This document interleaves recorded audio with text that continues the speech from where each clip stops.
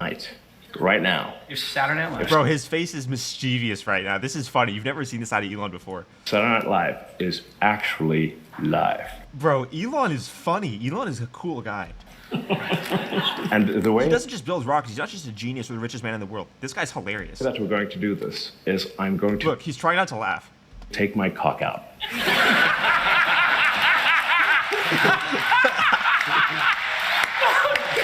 This is the greatest pitch ever. Oh my gosh, dude, that woman's face is great. Dude, you can see the female adjusting in real time, realizing that all the dudes around her are laughing their ass. Dude, look at all these men right here. And she's looking around like, oh my gosh, how do I react? And then she starts laughing. Now she finds it funny. When you see the corners of her mouth turn up just from there. Okay, right there, you saw it? She looked around and realized all the men are literally, that's the funniest thing they've heard in like probably a decade. This is the greatest pitch ever. And if you see my cock, you know it's true. And if you don't, it's been a lie. It's a lie. All these years. All these years. Bro, this is the reason why women cannot lead any, this is the reason why women cannot lead the government, bro. Anyway. Okay, it's like 1 a.m. right now. I'm still waiting for the SpaceX launch. It's in 47 minutes. But yeah, I had to record my first reaction to this because I saw a clip of it on X and I was like, oh my gosh. Till next time, guys, subscribe to the channel. Okay, guys, so obviously it is the next day, and I thought about this entire interview of Elon Musk on this debate stage with these really impressive guys. And last night I did watch the entire interview, and I want to show you what I think is, this last part was hilarious, but if you want to see something else that Elon hasn't talked about before, and I think is incredibly important, because it's super timely to right now, it is what he was talking about earlier in this conversation from about 4 minutes to 20 minutes, where he talks about basically the opposition to his endeavors in a way that I think is enlightened even for him, because I haven't heard him really phrase things in this way before, which is that acknowledging the opposition to Tesla, to SpaceX, the overbearing regulation that is causing California to fail and resulting in SpaceX leaving and Tesla leaving, and therefore the broader opposition to Elon and his endeavors as a whole. And in this section, I want to go a bit beyond that and describe exactly in detail and high resolution what that is. So check this out. The freedom of speech war is going. This is you've been at war for 2 years now. Yes. At war over saying that people should be able to say what they want online freely. The price of freedom of speech is not cheap, is it? I think it's like 44 billion, something like that. Give or take $1 billion. It's pretty nutty. There is like this weird movement to quell free speech kind of around the world, and this is something we should be very concerned about. This is where you have to understand that the left and liberals have a tinge of narcissism in the most benign situation and overt, enormous narcissism in the extreme cases. The narcissism is that their ideology is so complete, so virtuous, so all-encompassing of anything that could matter about the human condition that you need not improve upon it, use mechanisms to reveal objective truth like logic, reason, rationality, because objective truth is not a priority in comparison to the virtues and the fruit that is provided by the left-wing ideology, which is really just identitarianism, insisting that your virtue and status is a direct result of your victimhood and your intersectionalist identity, which you can then use to claim victimhood. You have to ask, like, why was the First Amendment like a high priority? It was like number one. It's because people came from countries where if you spoke freely, you would be imprisoned or killed. There are people, even that I know personally and closely, that don't take that seriously, that don't take it seriously at all. As a matter of fact, they sort of laugh and scoff at the idea that right now in other countries, you can be imprisoned for speaking against their leader. You can be sent to jail. There are people being sent to jail for memes. I mean, Elon mentions that, but there are, and the people that don't take it seriously, they're liberals, guys. They are people that don't understand that their ideology, because they're narcissistic, they don't understand that their ideology is actually a existential threat insofar as it claims that that's acceptable. When you turn a blind eye, when you don't acknowledge that other countries are putting people in jail for their speech, you're endorsing it by turning a blind eye to that. And they were like, well, we would like to not have that here. Because that was terrible. And actually, you know, there's a lot of places in the world right now, if you're critical of the government, you get imprisoned or killed. Right.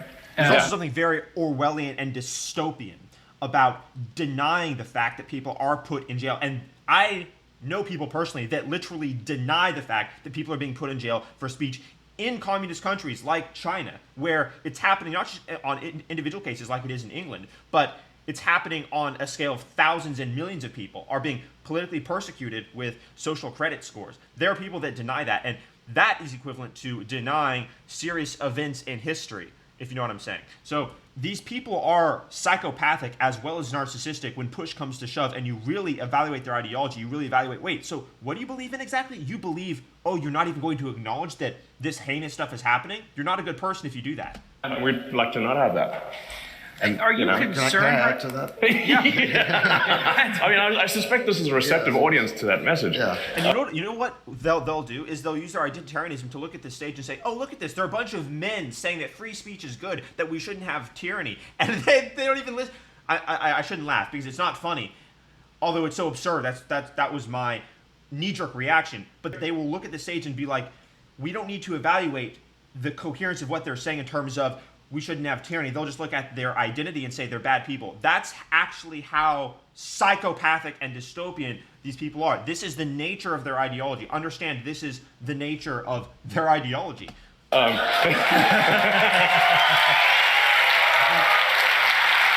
And what's super bizarre to me is I see, because I've spent so much time in California, I've spent so much time in circles of not just, elite leftists, but not so elite leftists. I'm talking about, sort of middle class leftists and family and friends.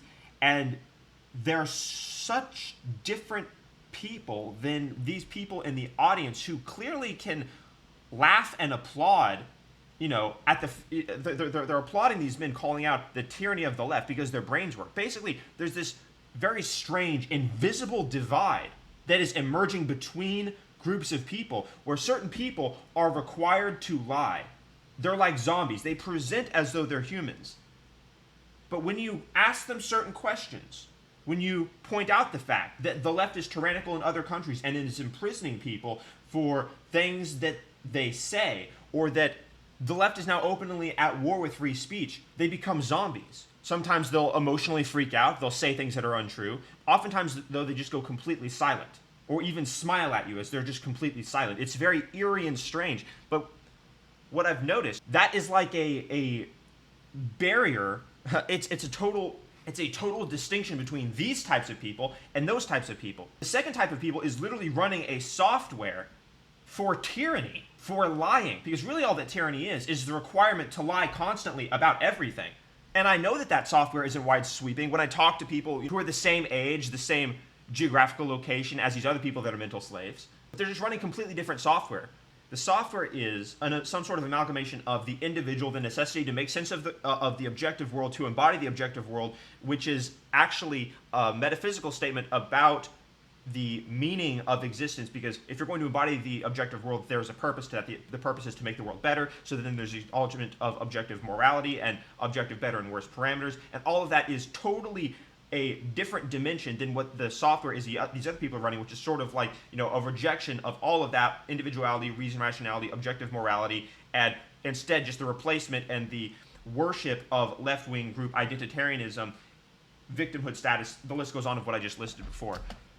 I think we always thought that the West was the exception to that we knew there were authoritarian places around the world, but we thought that in the West we'd have freedom of speech. And we've seen, like you said, it seems like a global movement.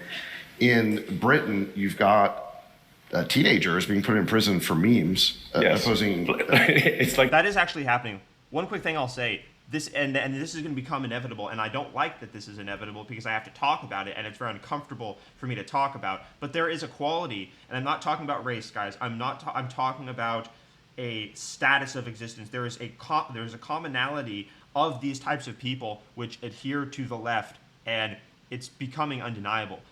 And the commonality, guys, is a feminine personality. And I'm not talking about women. I'm talking about a feminine personality. Because when you are, let's just say, not masculine, you can be easily threatened by different things, and so you seek security. And security in an ideology that tells you you're a good person just as a result of being a part of it, and is very appealing because you don't want to have to go to war for your own ideas.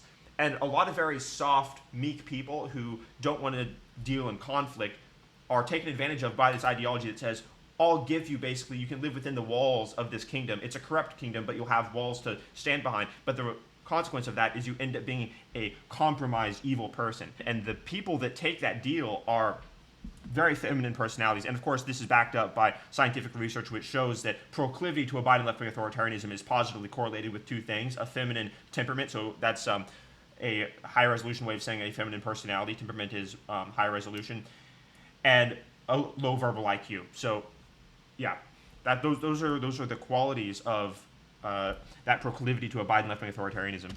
You liked a Facebook post, throw him in the prison. Yeah. For Yeah. It's crazy. Pavel got thrown in prison. Right. I guess we are trying to figure out, is there some reasonable solution in Brazil? We're talking about Brazil right now. The concern, I want to just make sure that this is framed correctly. Funny memes aside, at least at X Corp, we had the perception that we were being asked to do things that violated Brazilian law. So obviously we cannot, as an American company, impose American laws and values on other countries. If a country's laws are a particular way, and we're being asked to, we think we're being asked to break them, then and be silent about it, then obviously that is no good. The problem that you're seeing there is that this differentiation in culture where the expectation is to go along with the government, go along with breaking the law. Even in Brazil, the law says something, they're being asked to do something else. That request is a very similar request to the philosophical substrate of the left, because it's saying you don't have to adhere to the objective parameters. The objective parameters are either an illusion or some sort of even more insidious mirage that are put there on purpose to make people think that there is an objective and therefore just way of systems being carried out, but instead is that when push comes to shove, no, you actually have to adhere with the authoritarian regime. And Elon's about to confirm that them inquiring as to how they're allowed to do that justly is actually grounds in Brazil for the termination of Starlink and X, which are different companies, completely different shareholders, different LLCs. So again, the disregard for the objective parameters. This is uniquely and starkly leftist. Is a reflection that's ultra clear in my mind to the exact same architecture. That's the nature of the concern. So we actually are in sort of discussions with the judicial authorities in Brazil to try to run this to ground. Like what's actually going on? Like if we're being asked to break the law, Brazilian law, then that obviously should not sit well with the Brazilian judiciary. That very simple logical statement, that step he just made using logic, is a foreign language if you're running the left-wing hive mind software. As a matter of fact, if you take that logical step, it is actually a sign to them that you are engaging in oppressive mechanisms. It sounds crazy, but that's exactly what it is, because, like I said earlier, they have to demonize the objective mechanisms. And if we're not and we're mistaken, we'd like to understand how we're mistaken. I think that... Right, but that request, again, is already untenable, is the right word, to the left. That's a pretty reasonable position. I'm a bit concerned, as your friend, that you're going to go to one of these countries, and I'm going to wake up one day and you're going to get arrested, and I'm going to have to go bail you out or something. Feels very acute. Yes. I mean, it's not a joke now. They're literally saying, it's not just Biden saying, we have to look into that guy. Now it's become quite literal. Who was the guy who just wrote the... Actually, yes, there are calls for Elon Musk's arrest in England and in Brazil, so he shouldn't go to those countries. But that actually proves what I was just saying. The left is so enraged with the insistence that they have to adhere to objective parameters that would hold them accountable and make sure that they're operating justly rather than operating in accordance with their ideology, that they would demand the imprisonment of the person who is holding them accountable. That is actually what's going on. And there again, you see the open authoritarianism of these people. Demented psyches. Was it the Guardian piece about like? Oh, hey, yeah. There have been 3 articles, and I think in the past 3 weeks. Totally irrelevant, but in terms of an article or a news organization, the Guardian, who cares, right? But it is actually emblematic of the way they operate. Mainstream media is actually calling for his arrast. Robert Reich. But it wasn't just him. It was like Yeah. 3 different articles. 3 different articles. Yeah. It doesn't. That's a trend. calling for me to be imprisoned. Right. In the Guardian. Did you hear how it almost felt like the temperature just dropped in that room that they're in when he said imprisoned? Like everyone in the audience was like, "Oh my gosh, we're dealing with evil people," and it was there for a second in everyone's head, and then it just sort of fizzled away. But no, actually, we are dealing with evil people. Listen to that again. Calling for me to be imprisoned. Right. In the Guardian.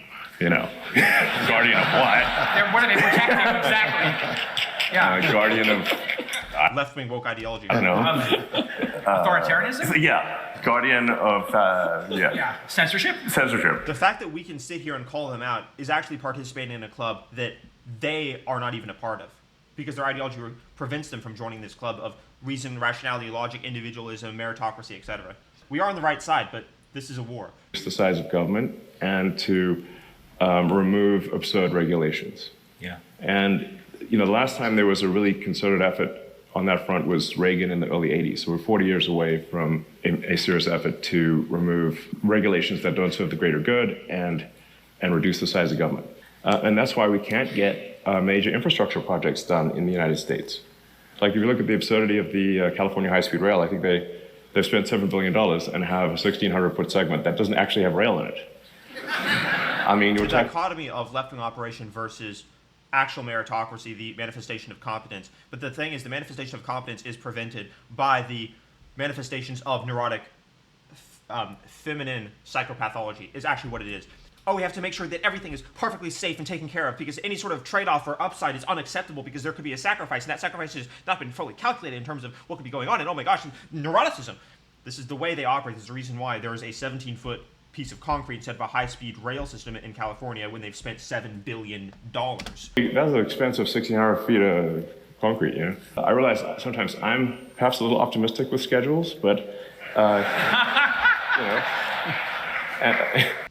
at the current trend, California high-speed rail might finish sometime next century. Maybe. Well, but probably not. We're just We'll gonna have teleportation by that time. So. Yeah, exactly. It's arguably worse than the EU. And like any one given regulation is not that bad. It's a very important concept for leftists, especially women, to understand. This is sort of intuitive to a lot of men, but you have to understand that the trade-off of security is actually preventing people from doing things. And a lot of women don't realize that this trade-off is happening because all they seek is security. This is the reason why if only women voted, it would be like just blue. Every single state would go blue because it would be handouts from the government, overreach of government. Basically, the government runs everything. Everyone's, safe. Although, of course, we know from studying history, people are not safe, and the government does that because, it was tried 121 different times and failed every time. But you get the idea. Women need to understand what he's saying here. You've got 1 million of them, and women actually enjoy the fruits of men doing impressive things and building the world. So even if they don't want to do it themselves, they should still be in favor of this happening. Actually, and then eventually you just can't get anything done. And this is a massive tax on the consumer, on the people. It's just they don't realize that there's this massive tax form of irrational regulation. I'm going to give you a recent example that is just insane. Is that like SpaceX was fined by the EPA $140,000 for they claimed dumping potable water on the ground. My uncle told me about this because he's an attorney and he's in a certain area where he knows about this court case specifically, and he was telling me about it. This is true. It's absolutely insane that this happened. Drinking water. So, and we're like, this is at Starbase, and we're like, we're in a tropical thunderstorm region. That stuff comes from the sky all the time, and there was no actual harm done. It was just water to cool the launch pad during liftoff. And there's zero harm done. They agree, yes, there's zero harm done. And we're like, okay, so there's no harm done. And But see, the fact that there is no harm done is having to engage in objective frameworks. That's not a priority to them. I can't emphasize that enough. but you want us to pay a $140,000 fine? It's like, yes, because you didn't have a permit. Okay. We didn't know there was a permit needed. See the faces of these women. Some of them get it, some of them don't get it. Ocean. Next to the ocean. Like, you can tell some of them don't understand the significance of what he's describing right here, but women need to understand this. At this rate, we're never going to get to Mars. I mean, that's the. Dude, it's hilarious, but that is actually the level that ultra competent men operate at. I'm not gonna be able to accomplish this insanely impressive goal that will serve all of humanity, that is revolutionary and groundbreaking in every conceivable way, way past even imagination. And then there's a neurotic woman that's like, but you didn't do a fine if you were charged something, if you paid the charge for dumping. Like, this is two levels of human existence, and we have to have some mechanism of like getting, I'm not going to say meet in the middle, because we should not make this guy meet this woman down here. This woman has to find a way of like living in a reality that is better. That is actually the solution. The left is running a bad operating system. That's the confounding part here. Yeah. Is we're acting against our own self-interest. You know, when you look at, we do have to make, putting aside fresh water, but hey, you know, the rocket makes a lot of noise. So I'm certain there's some complaints about Amazing point. There's a trade-off, like I said earlier. noise once in a while, but We have to tolerate noise in order to reach other planets. But then there's probably a woman that's like, I don't like noise in the morning, so you can't launch humanity-changing rockets in the morning because I'm drinking tea. You know what I mean? There has to be tolerance for that. sometimes you want to have a party or you want to make progress, and there's a little bit of noise. Therefore, you know, we trade off a little bit of noise for massive progress or even fun. Yes. So We're adding $1 trillion to our debt, which our kids and grandkids are going to have to pay somehow. Every 3 months, and then soon it's going to be every 2 months, and then every month, and then the only thing we'll be able to pay is interest. And if this is, it's just it's just like a person at scale that has racked up too much credit card debt. This does not have a good ending. So I was just thinking really deeply about the implications of that, and what it shows is that economics is actually a fail-safe. Economics is a manifestation of people's irresponsibility and failure to a large degree. The fact that we're making large interest payments isn't just some sort of abstract threat to our future way of life. It is actually a report card as to the decisions that we're making now. The fact that we are paying over $1 trillion in interest is completely and utterly insane, because it demonstrates that we've made decisions which are completely and utterly insane, and therefore we are failures for that. It is ridiculous that is a potential future, and that we are barreling towards it with our eyes closed, because that shows that we're not looking at things rationally. But the left is not interested in looking at things rationally. What's very interesting is that there is this website, which I have saved, U.S. Debt National Clock. I once showed this to someone who I'm very close with, and very oddly, I was not expecting this at all. I just discovered the website, thought it was really interesting and cool, and so I showed it to someone who I'm very close with, and their response, oddly, was to get very angry all of a sudden. And I was not expecting that. And I was confused. I said, why are you getting so angry? And they got so angry and irate at me just showing them, and I wasn't making a political statement at all. I just was like, check out this website showing our national debt. I literally thought it was cool. And then they stormed off. So what this shows is that the proof of our irresponsibility is enraging to people who are on the left. That person is a leftist. Their brand, unfortunately, doesn't function. It's been destroyed over the course of years. But what this shows, what all of this is a reminder that the objective world holds us accountable, independent of our wishes and ideology. And that was too much for them to bear. I mean, look at this. U.S. total debt right here. It's going up by like $100,000 every second and a half. That's insane. The total national debt, I mean, oh my goodness, right? Anyway, very interesting website. Back to Elon Musk's statement about coherence, truth, and accountability. And so we have to reduce the spending. Here, Elon's responding to the idea that, if you decrease the size of government, then a lot of people will lose their jobs and it will be a net loss for the economy, which is a low-resolution and failed way of thinking. Elon explains how. I mean, it's not like no government spending is going to happen. You really have to say, like, is it the right level? And just remember that any given person The opposition to this is so starkly degenerately feminine. I can see it and I can hear it in my head. The rejection of even the entire process of engaging with reason and rationality is degenerately feminine. They are doing things in a less efficient organization versus a more efficient organization. Their contribution to the economy, their net output of goods and services will reduce. I mean, you've got a couple of clear examples between East Germany and West Germany, North Korea and South Korea. I mean, North Korea, they're starving. South Korea, it's like amazing. It's the future. The compounding effect of productivity gains. Yeah. Yeah, it's night and day. Yeah. And so in the North Korea, you've got 100% government. In South Korea, you've got probably, I don't know, 40% government. Right, exactly.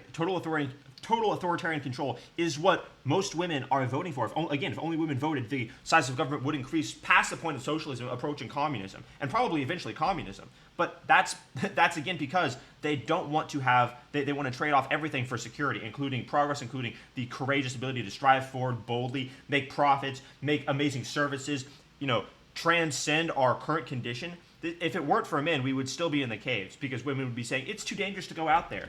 It's not zero. And yet you've got a standard of living that is probably 10 times higher in South Korea. At least, exactly. More like 100. And East Germany, which is a random line on a map, the only car you could get was a Trabant, which is basically a lawnmower with a shell on it. This is really interesting. I didn't know this.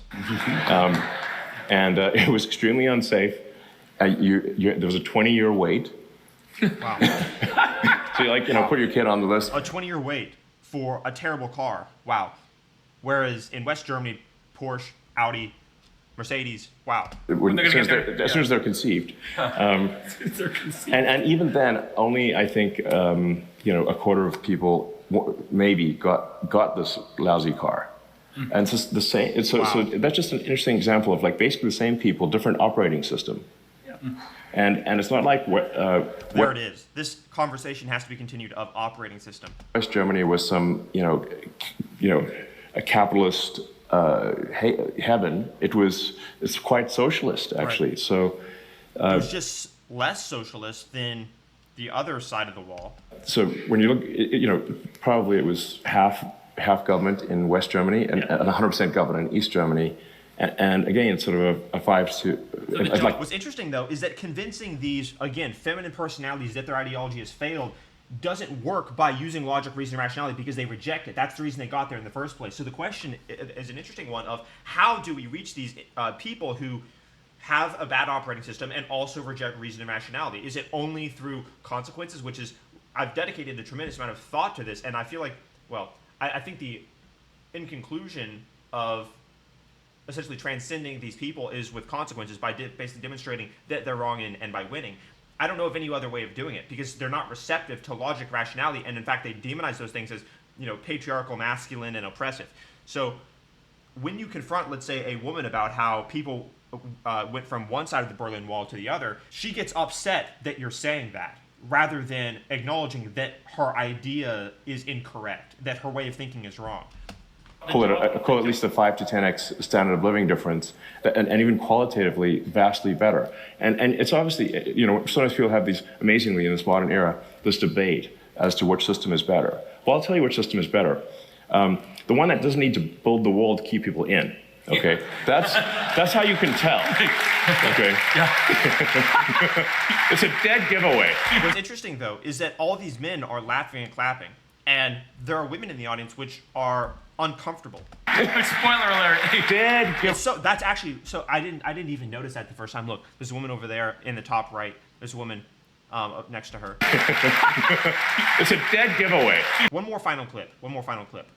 It really should not be possible to build a giant rocket faster than the paper can move from one desk to another. And that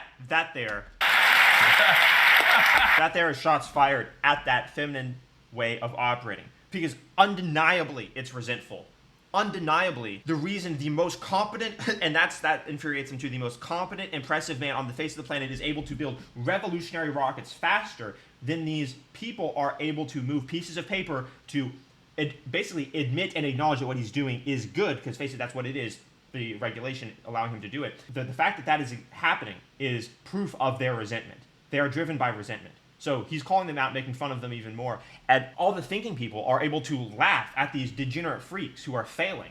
And make no mistake about it, it's not the system. There are degenerate freaks who fail and resent Elon in the federal government, which is the reason their feet are being dragged. Do you think we had the same sort of feet dragging and slow, ineffective bureaucracy when we were trying to go to the moon to beat Russia? No, because our president Kennedy said, we're going to the moon in a decade, figure it out. And then NASA had unlimited funding, and they literally accomplished something which is still the high watermark on human achievement. When you ask a human, what is the most impressive thing humans have ever done? They say, we walked on the moon. So the government is capable of allowing greatness to transpire, but it's been filled with ineffective, weak, incompetent people. And a lot of those people are women that seek jobs. And so that's a much bigger conversation about the psyop of feminism, getting women to work to increase the taxes, and then they need, where are we going to employ all these incompetent people? Okay, we'll provide bigger government so the government can give them jobs to get more tax dollars. So, it is a much bigger conversation, much more complex. That's the overview there. But be sure to subscribe to the channel. This analysis is very important, and I hope you enjoyed it.